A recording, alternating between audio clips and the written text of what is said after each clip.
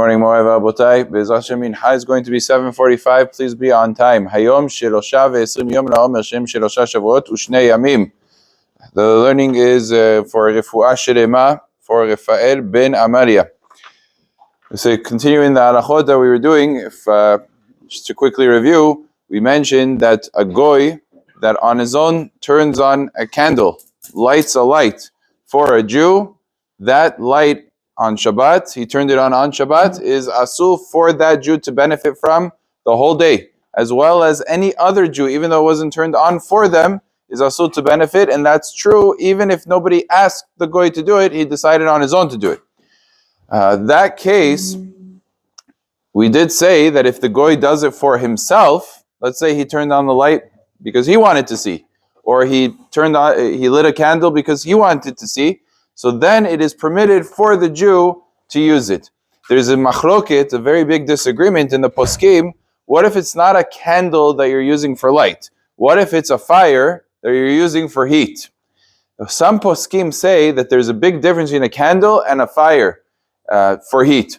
What's the difference? A candle, one candle is sufficient for 100 people. You turn on one light, everybody could use the light equally, and it doesn't need a second light. It doesn't need a supplementary light in order for you to be able to benefit. Even 100 people could benefit from that. In the Gemara's language, it's called ner echad, ner leme'ah. A candle for one, a candle for 100.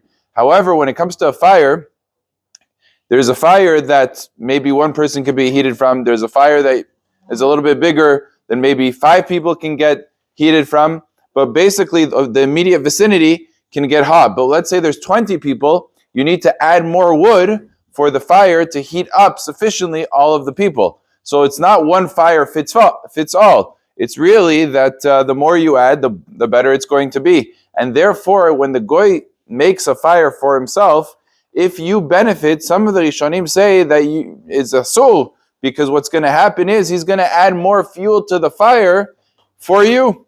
And therefore, that could lead to a prohibition. And since that's the case, some people prohibit it. However, Maran in the Shulchan Aruch writes that this is mutar. And even though there might be a concern, but since the goy did it for himself, you're allowed to benefit from that fire.